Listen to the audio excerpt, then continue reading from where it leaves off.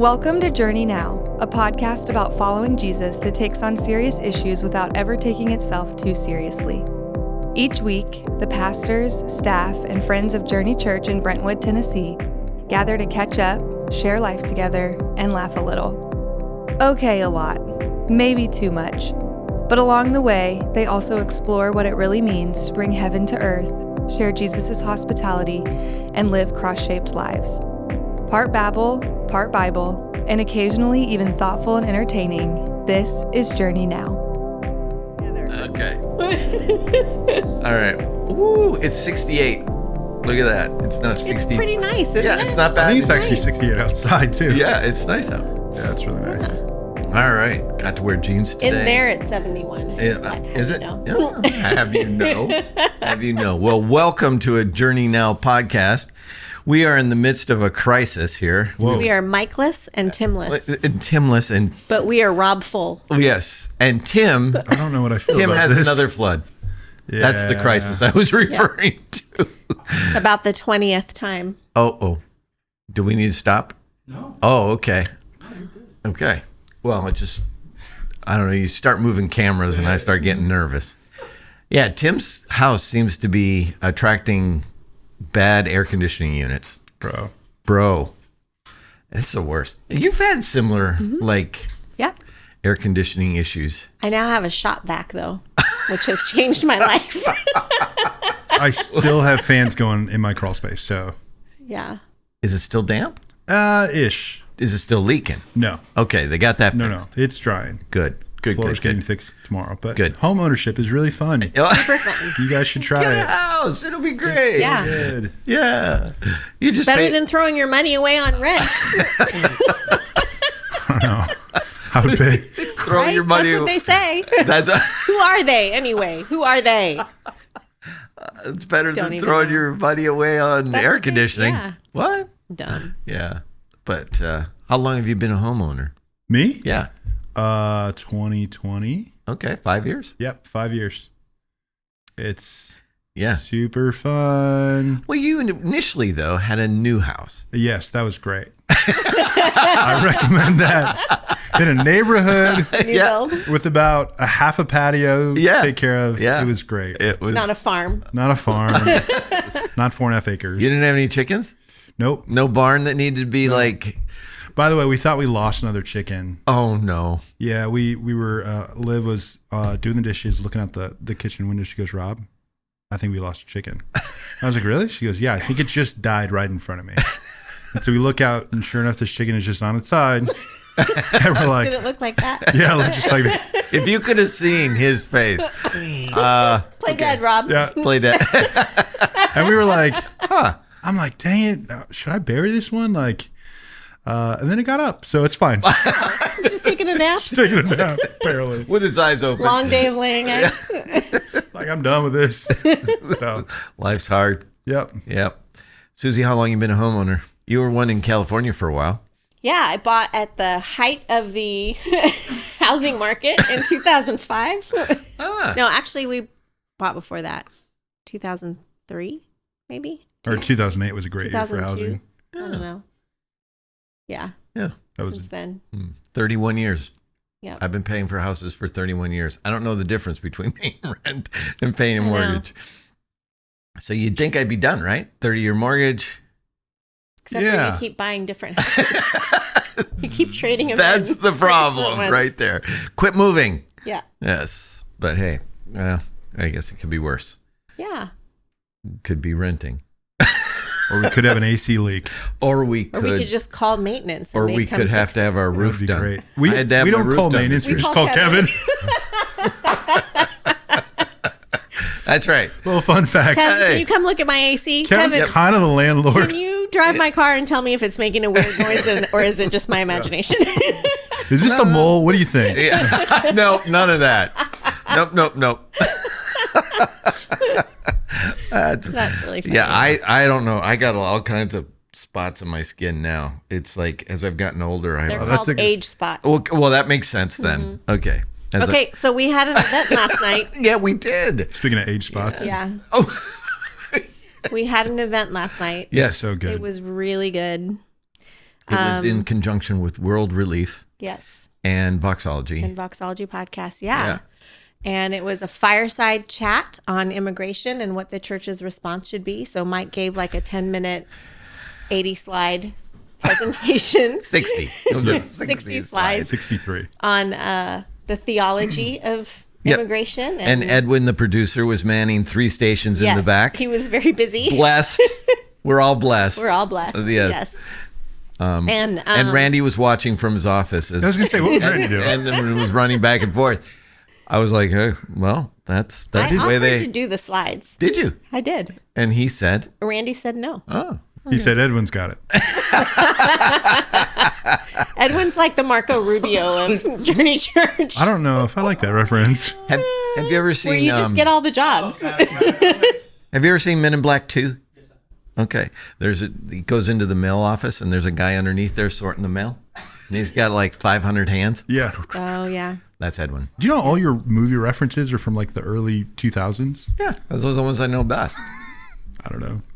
He watches a lot of shows now, though. He does. He's a good show guy. I was telling somebody, I don't know who I was telling. Oh, Hostage, by the way. Have you seen Hostage? No. It's worthy. Okay. Mm-hmm. Yeah, if you want show recommendations, it's not Susie, Kevin and Lori. Wow.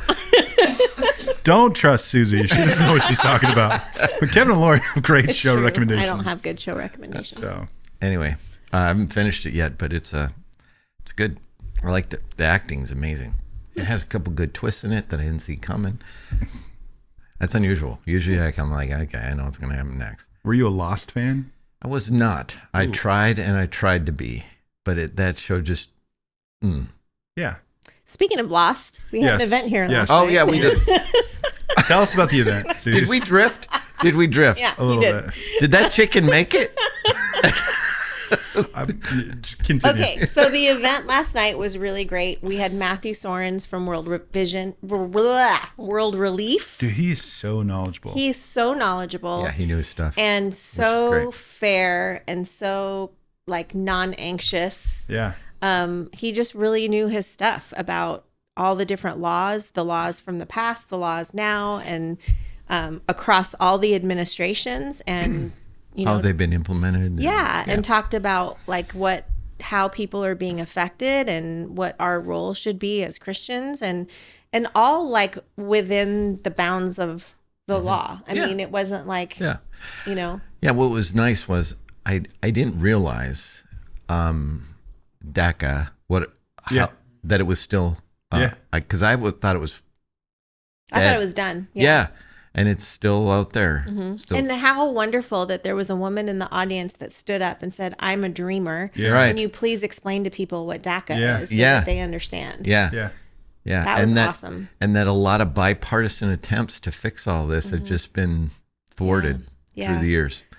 That's been crazy. So it was really good. And we hosted it at Journey, but we also invited the community. We tried to, broadly invite other communities. And I was really encouraged by the fact that there were more than 10 churches represented there. Nice. People from like pastors, lay leaders, everything. And that was really cool because, I think it's like we talk about unity all the time. And when we're talking about unity, we're not talking about just unity within Journey. We're talking about it as a whole, like within the body of Christ. And then there were a few other people there who are working in the advocacy space for immigrants. Yeah, I heard that. And a couple of them were like, this was so encouraging. And like, in the sense that there were that many people who showed up. Yeah, there was more people than we expected. We had to put out more chairs. Yeah. And so for them to see that many people from the church interested and curious and wanting something. Yeah. I thought that was really cool. Yep. For that reason too. There was 2 things that Matthew said that stuck out to me. One, he said Mexican immigrants are the minorities when it comes to illegal immigration. Yeah. Compared to the rest of the world. Yes. Yeah. Compared to the rest, which is, you just wouldn't know that. Right. You would think that they're the only. Yeah. And then a vast majority of people vulnerable to deportation are Christian. Yeah. Oh, yeah. Which is... Yep. There's just that, it's so complex, and there's Yeah. You just don't get that through the noise, right? Or the rhetoric. Well, no one talks about it. I know. Yeah. But it was just like, Because they call them all criminals. yeah. Yeah. That's the problem. Well, and even his data on that too, that there's more non-criminals detained than there are criminals, and they're not deporting people, they're just detaining them. Right. Which is like what we did to the Japanese. Yeah. Yes. You know, I mean, we've done this before. Yes. And it's horrible. So Yeah, he did a nice job of differentiating between an illegal, from the standpoint of they cross the border and come in without going through the process. Yeah. Just come in, and then a lot of people come in through the process, but become unlawfully here. They're not illegally here; they're unlawfully here because their visa expired or whatever. They didn't commit any crime. Yeah. They didn't do. They just and it's a fascinating nuance of the law. well, and the difference between a criminal offense and a civil offense, like Right. it's none of that is criminal. Like Right. people will say, well, they're criminals now because they're here against, yeah, they're their illegally visa here. expired. Well, yeah. that's not criminal. That's, that's civil. civil. Yeah. And even the importance of that in terms of how we dehumanize people by using that kind of language is wild. So Yeah. But it was really good. if you get a chance, if we could get Edwin or Grant to put it in the show notes, there's a link to this on the YouTubes. There will be. It was so good. Yeah. Yeah, it's not up yet, but it'll take a bit. It was so good to For it hear to get up from there. Like next week or something. I think from so, yeah. Pastor Luis too. Yeah. Like what congregation is he a part Franklin Christian Church. of? Yeah.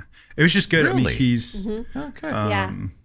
The lead pastor of that church is Kevin Riggs, who's pretty active Okay. in the community, and so he's the pastor of the Spanish-speaking congregation. Okay. yeah, it was just really encouraging to hear and heartbreaking. Yeah, and then there was also my friend Adam Bazard from Operation Andrew was there, Really? and he said that there have been around 30 Spanish-speaking congregations in Nashville that have had to close Wow. because people are afraid Wow. to leave their homes and go to church. So Yeah. Wow.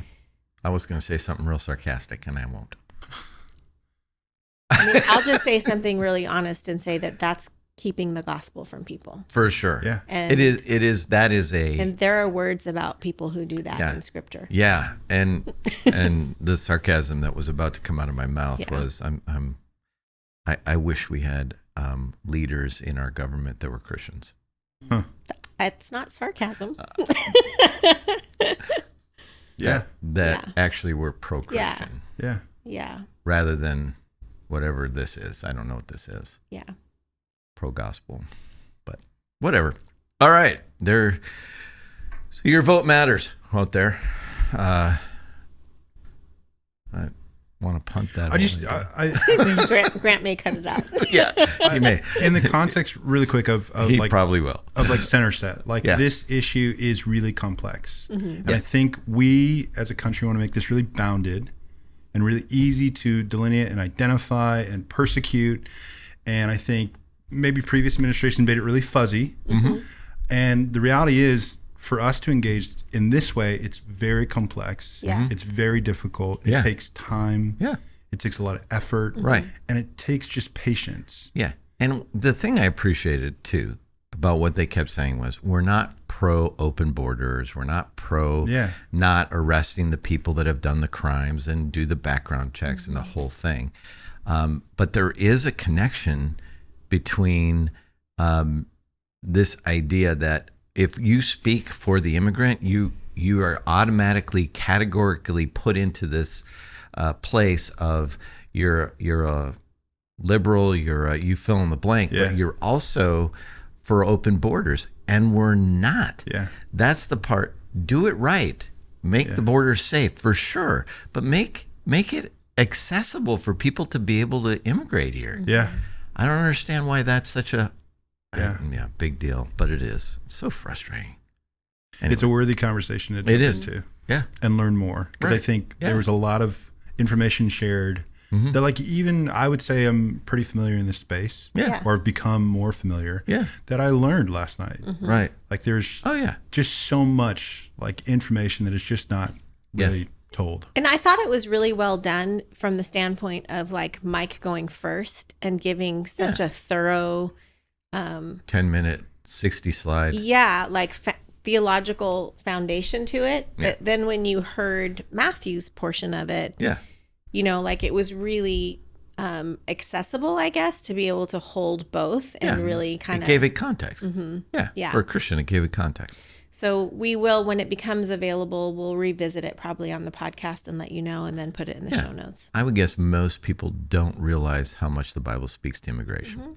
And I would guess too, like the point that he made about like our algorithms and stuff, I would guess that most people don't know what's actually happening, because I mean, I know people who just, they don't want to watch the news because they don't know what to believe, and they think everyone's lying, and it's stressful, and you know, like I get wanting to take care of your own mental health and like live your own life and you know, but at the same time, like we have a responsibility to our neighbor. So which leads us down this path of we had a sermon on Sunday from Mike, who is on his way to Memphis. And that I think segues nicely into this conversation is, you know, because he was trying to answer a question on Sunday about, I forget what the exact why is Jesus compelling? Like what makes him compelling? And especially if weakness is involved, right? And I think I think what he was talking about on Sunday was a culmination of a lot of conversations we've been having over the last few years, just around what the upside down kingdom is, what it means to live in a world where power reigns and you come into it and go, okay, I'm not going to use power to influence. I'm going to leverage my power to influence. Right. And so it boiled into this idea of at when I get to my point where where I'm weak and God is strong, what does that look like, and how does that navigate itself in this world where power and authority and influence and all the things are glorified and actually put in a place of, that's how we actually bring the gospel. We bring the gospel through a position of power. We bring it through the position of authority. We bring it through government. We bring it through all the things, all the vehicles that we have at our disposal. And Jesus kind of flips it on its head and says, no, actually, when you are weak, that's when I show up. And that's where he went on Sunday, which did, I mean, I haven't had that many questions on the text line in a long time. Well, it's interesting because I think it really did stir up a lot of thoughts that in people, like to really think about, because last week's was the week before that, he talked about how, you know, it's when we're the way that we live in our, you know, middle class American life, like we're, the status quo is good. Like we don't need to pray for our daily bread because we can go buy it. Like, you know, like it's, I mean, it's like you don't recognize your need for a savior until you recognize your need for a savior. Correct. And usually that comes at a very heavy cost that most of us don't have to pay. And so like when you go to other parts of the world where people live in a more like in desperation, you know, like that's when you really see. And, you know, I mean, it's like, I kept thinking about how like the best spirituals were written in the cotton fields by slaves, you know, like enslaved people wrote those songs praising God. And I don't know how that works. You know, I mean, that's, you know, and so then to bring the conversation here into our context, I think it was really great how it stirred up a lot of thoughts in us. Because I think what people often think, well, I'm not like, a couple people even said it last week, like, I'm not weak, I'm not poor. So what do I do? How do I become poor in spirit? And it's it's not always like the rich young ruler, like sell everything you have and follow me. I mean, for some people it might be, but for other people it's not. And there was one question about like, how does this work in a community? Well, it works in a community when those that have power and have strength leverage that for those who do not. Yeah, that's right. So you don't have to like necessarily give it all away, although that is good sometimes. But to leverage your power and your influence for the sake of another, it levels the playing field. Right. And that's how it works in a community, because you're saying my power and my privilege and my influence isn't what makes me great. It's the God who gave it to me who makes us great. And so I'm going to use this and you're going to use yours. And it levels out. Right. So I thought that seemed to really be like stirring in the room, which I thought was beautiful. Yeah. Were you going to say something? I just think a couple things. I'm curious your thoughts, if you have any thoughts about practically what does that look like? Yeah. Like, are there some examples of that? And then two, I think it starts like, it's awareness. Like it's hard to be aware of not only our own weakness, but others, if we're not in community with people, right? In their stories, asking questions, curiosity, like the challenge is our culture is so inundated with self. That like it is so hard to like look beyond our own stuff, you know. Well, last night was a perfect example. Yeah. Because, you know, we had Pastor Luis from Franklin Christian Church come and open and talk and share with us. But Mike and Matt Sorens were leading the conversation, and Mike opened it up with like, there's nothing like two white people, two middle-aged white men leading a conversation on immigration. Yeah. And in America. Yeah. And he said more and more what we're hearing from our immigrant communities and our Black communities is that we need the white church to speak up and to do something. And so and he acknowledges that all the time, that he's always been in power spaces as a white man in evangelical circles. So he's using that he's leveraging that power to bring this conversation to life. I mean, we heard it from many people last night that they've never heard the church talking like this, because it costs a lot for some churches to speak up about things, you know? And yes, it does. It does. Mm-hmm. So it, you know, that's an example. I think for me as a woman, like there is nothing more powerful to me personally, I'll speak for myself, than when an older white man comes and tells me that he appreciates my leadership in the church. Like that is amazing. Yeah. You know, because for so long it wasn't that. And you know, to have men advocating for women in leadership, that's using your power to level the playing field. You know, it's not using it to manipulate anybody. It's not using it to get what you want. It's using it to leverage the playing field for the whole community to be seen as one. And what begs the question then is what people will ask is that God meeting us in a place of weakness, or is that the use of power or leverage to elevate others? What is that? Is God in that? Because that's so at the end of the rope, who's at the end of the rope? Is the woman at the end of the rope in her weakness and says, I have nowhere else to turn. I have nothing else but to turn to God. Is the answer to that God sends somebody and says, let me help? Or what? Because that's what everybody's looking for. But doesn't God just show up? Yeah, usually in the form of a person. Yeah. Usually a person shows up and says, I can help you with this. Yeah. Not or for my own opens up or right. But not for my benefit. Yeah. But for yours. Yeah. It's the simple thing. You called me the other week and said, hey, or we were talking, and you said, my basement, my floor is rotted. I don't know what to do. It's like, and I said, do you want me to come over and look at it? And you said, and just so you know, my first reaction is in my head, no. Right. Why? Because asking for help, one, it's not necessarily the weakness part, but it's the risk of sharing in my suffering, my struggle. And it was like, it was the simplest thing ever. And like, it changed the way I felt. Like, you showed up, you were like, oh, you're going to be fine. Yeah. And it was like so simple. And it probably cost you not more than 30 minutes. Doesn't matter what it cost me. What the idea behind that is simple. It's the exchange of, I have something. Yeah. I don't know. Sometimes it's great and sometimes it's not, or whatever. Yeah. I have the choice of whether to use it or not. Yeah. It's I can step into certain environments and bring what I bring, right? Yeah. But there are moments in time when I don't know. And I'm at the end of my thing. And Yeah. That's the idea of weakness. Yeah.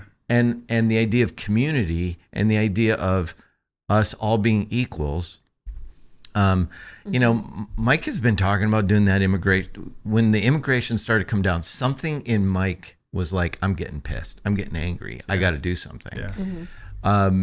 And the church needs, he was saying it for a while. And then this world relief thing came up, and somehow, you know, that advocacy, that part of him was like, this answers the question. But his weakness was showing. His weakness was showing in that, I don't know what to do. Yeah. Yeah. Yeah. Yeah. And then World Relief shows up and goes, I got an idea. This is what we can do. Yeah.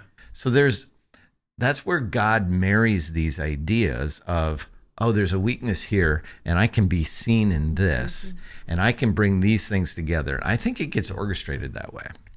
Yeah. I think so. Yeah. But there's also the opportunity for us to say, I'm not going to participate. I'm not going to ask for help.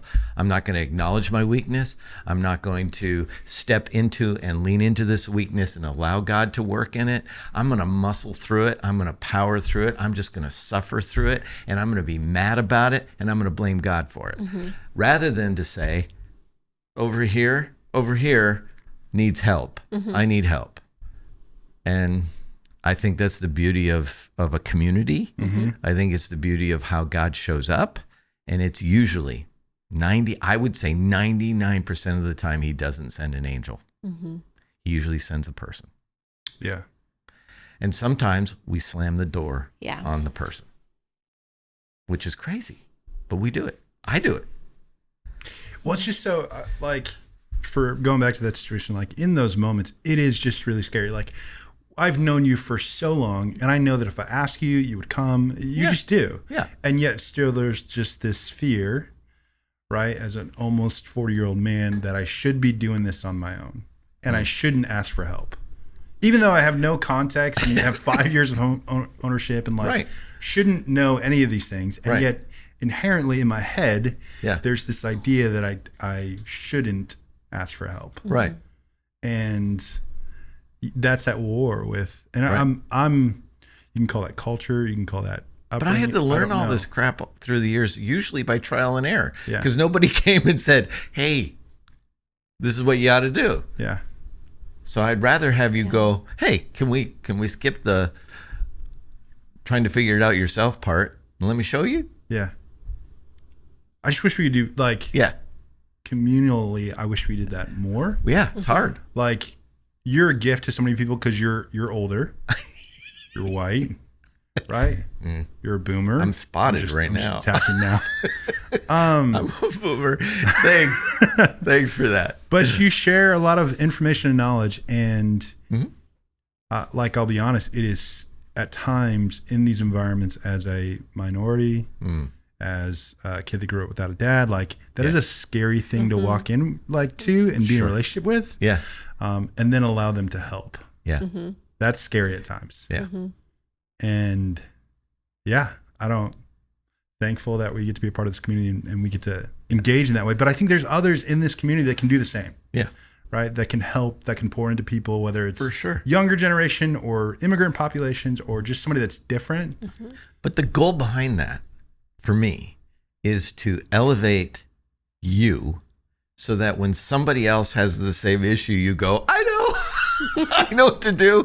Same with Susie's. It took a long time for you to say, I'm going to step into my personhood as a woman, as a pastor, as an elder in this church, and I'm going to be that. I'm not going to try to be the guy. I'm just going to be the woman that God made me to be. Step into that, and and be that person without being apologetic about it, because you were trained along the line that I got to watch what I say. I got to hold back a little bit. I don't want to be too much. I don't, whatever it is, All of it.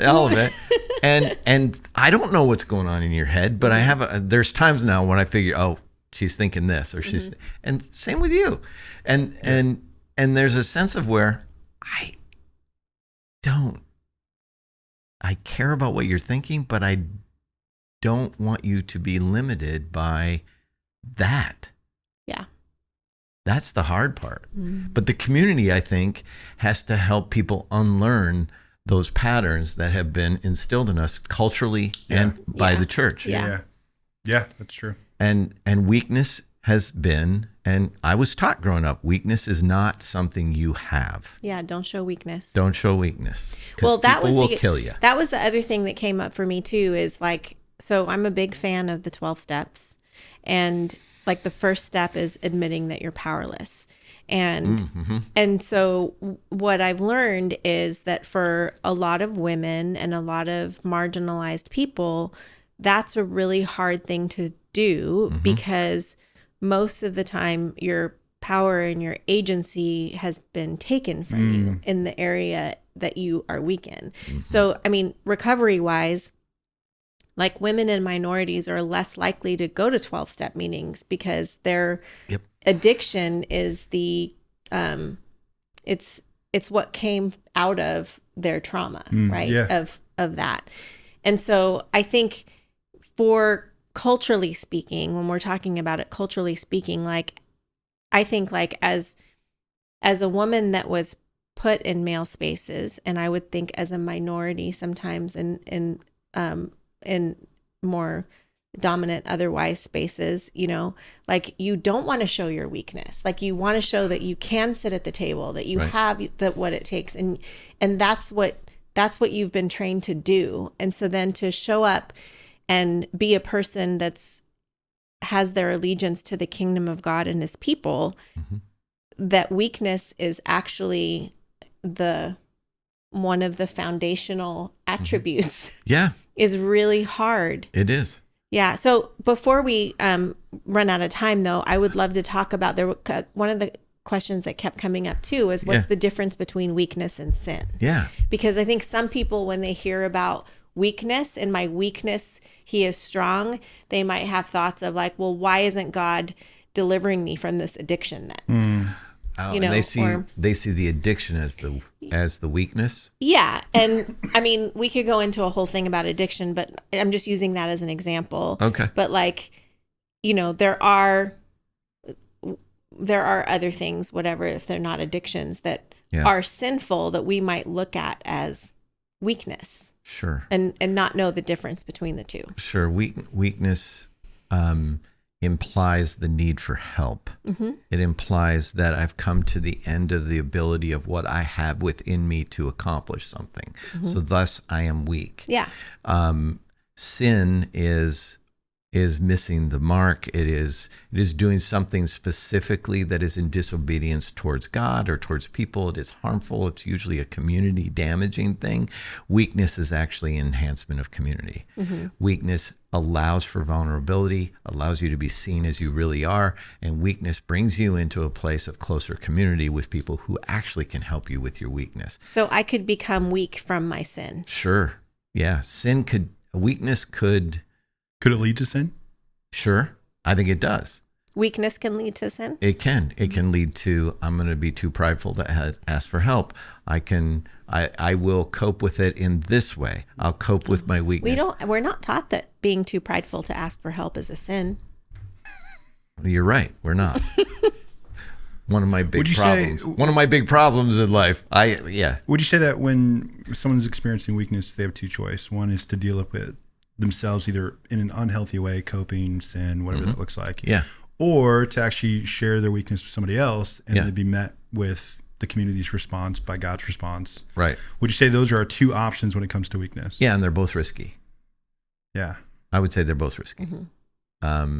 If you've leaned into community in the past in your weakness and gotten rejected, it's really hard to come back. to that community or another community and say, I need help. I would say that's true in family. When I was weak in my family and I sought out help, the answer to the question wasn't help. It was, why are you weak? Yeah. You shouldn't be weak. You should be smarter than this. You should be whatever. And so the help didn't come. So therefore I learned, don't ask. So deal with your own weakness. And so I did. Which didn't always turn out well. Yeah. I think also, like, there's just the other element that sometimes weakness is not anything that you've asked for. No. It's not self-inflicted. No. We all have it though. Yeah. I mean, like, there are some weaknesses that are, but like, you know, like Mike used the example of the camp that he served at this summer. Yeah. Like, none of those people chose that weakness. No. They didn't bring that upon themselves. No. You know, the camp for people who are experiencing disabilities and families who are experiencing disabilities. Like, right. That was an environment that was marked by weakness, but none of that was brought on by themselves. Whereas like a lot of my sin is brought on by myself. Right. Yeah. There's bad choices.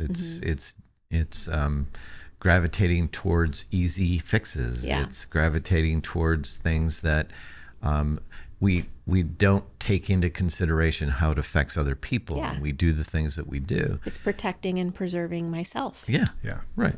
And so I would say that they walk with each other. I think sin and weakness walk with each other, and the potential exists in our weakness to slip into sin. And I think habitual sin can push our weakness even further.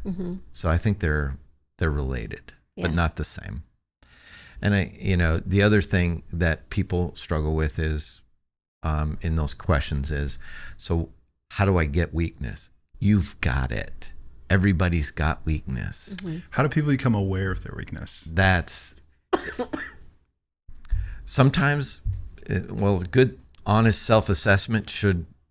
I think some people are aware of their weaknesses, but I think Tim says, like, we have blind spots. Sure. Right? So that's where the community helps you out. Yeah. That's where a relationship helps you out. Ask the person closest to you that you trust and say, hey, what are my weaknesses? Yeah. Be ready. That's a great question. It is. And be ready if you want an honest answer, because you're going to hear things you don't expect. Yeah. Because you think you're covering for your weaknesses. Yeah. You're not. Yeah. We all have them. And it's in those spaces, though, that God fills those gaps with other people. It's why we function as a team. I mean, we have enormous trust for one another, and that trust can be violated at times. And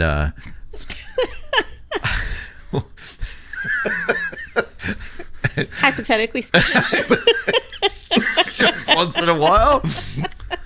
But there's a you're good at this, I'm good at this, you're good at, I don't want to do youth ministry. You sure you don't want to do middle school ministry? I love teenagers when they're mine.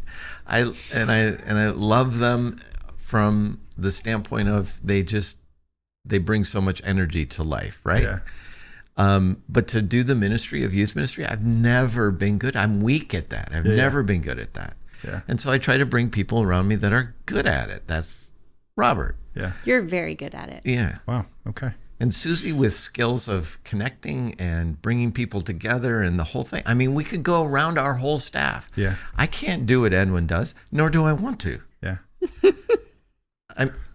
And is that a weakness? Yeah, for sure. I'm not technically savvy. I'm just not. I don't care. But if I have people around me who are, it allows my weakness to enhance that strength in others. And it helps me not have to fix a weakness that would probably take me a lot of work. Yeah. So I'm aware. Now, sometimes it's also just being passive. So I have to be aware of that. That's one of my weaknesses. I can be passive. So. Well, cool. This was a good discussion. So Anyway. Hopefully. Thank you. Yeah. You guys got something. If not. If not. Fast forward to the end where we say, have a great day.